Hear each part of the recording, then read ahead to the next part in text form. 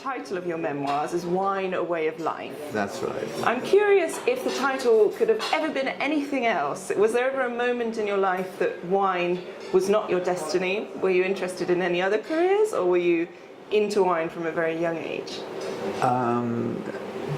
Wine was what I wanted to do.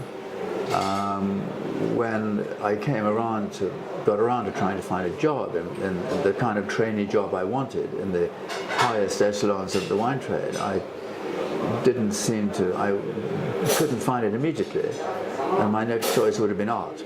So I was within maybe 2 days of joining Christie's, and that would have been another way of life. Yeah. As it was, I got an interview at Christopher's in Jermyn Street, the oldest wine merchant in London, and they took me on. So, but it was always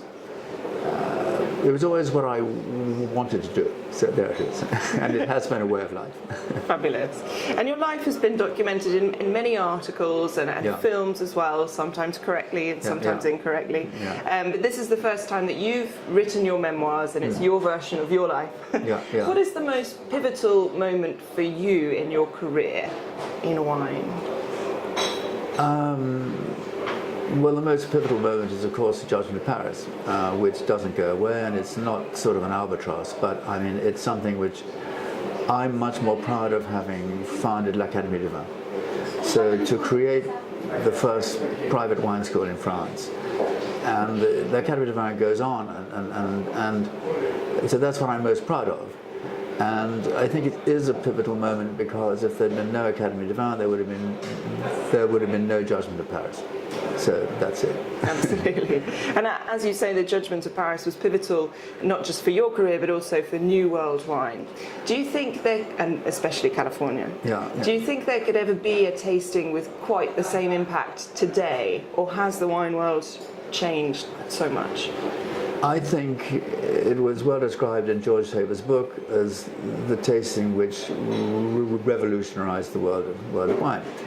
What it did, it was the first chink in the armor of France, but what it did, it created a template whereby unknown wines of quality could go up in a blind tasting against known wines of quality, and if the tasters were of quality, their views would be respected, and no one had thought of that before. There are a lot of little tastings comparing this and that and the other, but no one had done it publicly in Paris, French wines against California wines, and it just it opened the gates. It opened the gates to competition. So you have Eduardo Chadwick, who had this tasting in Berlin in 2004, and his wines came first, second, and equal fourth, and that became known as the Berlin tasting. And since then, that template has been taken on, and so that's its important. Of course, it was vitally important for California, and as Aubert de Villaine of the Romanée-Conti, who was one of the judges, said it was a much-needed kick in the pants for. He didn't say pants; he used a more vulgar word, kick in the pants for French wine. It was a win-win situation. Mm-hmm. Excellent. And I mean, your career has really been forged with the reputation of Bordeaux at the same time. And you say that was a kick in the pants for Bordeaux wines. Do you think Bordeaux will continue to stay as the most prestigious region for wine, or do you think it's already kind of losing its throne? And which regions do you think might reach the same fame or reputation as Bordeaux now or in the future? Well, I'm talking about France. I think all the focus is now on Burgundy. The focus hasn't gone off Bordeaux, but Bordeaux is a brand, so to speak, and it has chateaus. And when people think of Burgundy, they think of individual domains. They think of people in Burgundy, they think of brands in Bordeaux. Burgundy has never been making better wine, and it's on a complete roll. It is also becoming very expensive. I would think the Rhone Valley, both north and south, to me is the hotspot. And then, of course, right across the Midi, and then you have Spain and Italy. I mean, the world of wine is incredible because everyone is looking to make the best wine they can. even the best wine at $5. And you see the passion that is going into it now. In the early 70s, France was resting on its laurels. There wasn't much money being made. There were passionate people, but now it's passion because it's cultural. It's cultural. It's artistic. It's real earth. It's a mix of everything. Excellent. And I want to know about your private cellar. Do you have any kind of naughty secrets in there? And are there any wines that would surprise people that you'd love to drink? I have a naughty secret, and probably 15% of my private cellar is New World wine, and it represents about 1% of my drinking. Because when I go home to Dorset at the weekend, I don't tend to drink New World wine. If, however, I have friends staying, then I do. But I tend to, I'm very European, and I think Italy is I'm drinking more and more Italian wine. Fabulous. Any region in particular? Yeah, or? Tuscany. I don't understand the Piedmontese wine. All right, I don't understand enough of them to pay the price that they're asking for. Interesting. And you're also an editor at Decanter and have been very important in wine communication. I'd love to know your thoughts of the future of wine communication. Well, and I think the wine communication will get bigger, better, broader, deeper, everything. Whether the wine magazines will survive in their current state, I don't know, because everything seems to be going onto the web, going digital.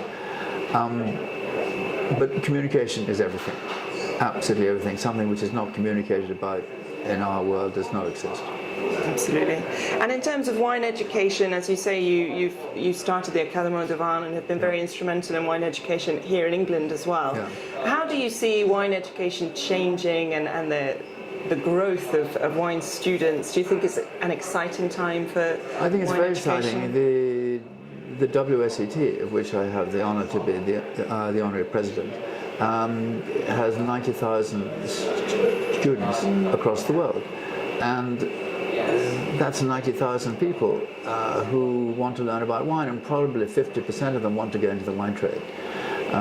I've been very happy. I've re-registered the name l'Academie du Vin, and at 67 Pall Mall, where we are now, we will be redoing the Christie's wine course, which I founded.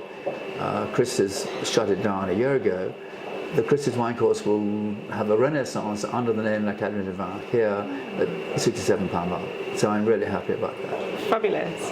And then in terms of back to wine communication, we've kind of seen the era of super critics, perhaps in the past and perhaps they continue today. What are your thoughts on critics of wine versus influencers or journalists of wine, and how do you see that perhaps changing in the future? Well, I mean, let's say the dominance of Robert Parker is no longer a factor. The wine advocate is still very strong, but it's no longer a factor. In this country, Jancis Robinson is by far and away the most important critic. I view critics rather like movie critics.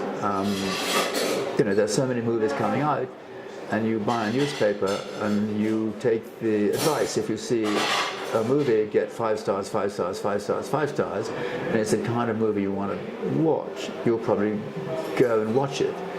But you will be influenced by the critics. You'll be influenced by the reviewers. And so I view criticism as reviewing, like book reviewing, movie reviewing, art reviewing, wine reviewing. And what people do if they're intelligent, they have reviewers, journalists, critics who they trust. And coming back to trust, when people used to ask me, how should I buy wine? I said, find a wine merchant you can trust. Excellent. Great recommendation. Yeah. And your latest career change within wine industry has been as a vintner, making your sparkling wine in England. How has that changed your perception of the industry, or has it?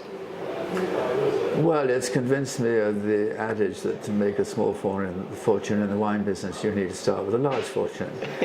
We are well over budget and well under production, but I'm fascinated by it. We need a good crop this year, but I'm very pleased I've done it. I was interviewed by Patrick Schmidt of Wine Business last year. He said, "Stephen, how's it going?" And this was in July 17. And I said, "Well, Patrick, I'm angry with the small productions, but I'm not worried. If we get another tiny crop this year, I'll be both angry and worried." So let's say I'm still angry and I'm beginning to get worried, but I think I shall be less worried if we have a good crop in 2018. Excellent. And maybe perhaps you've already answered this question, but I'd like to know what's your proudest moment in your career?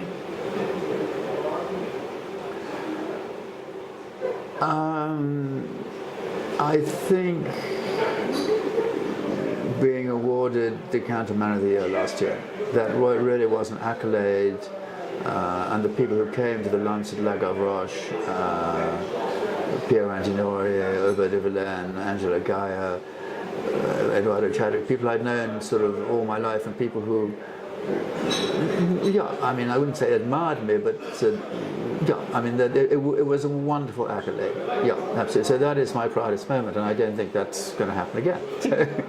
Fabulous. And do you have any regrets?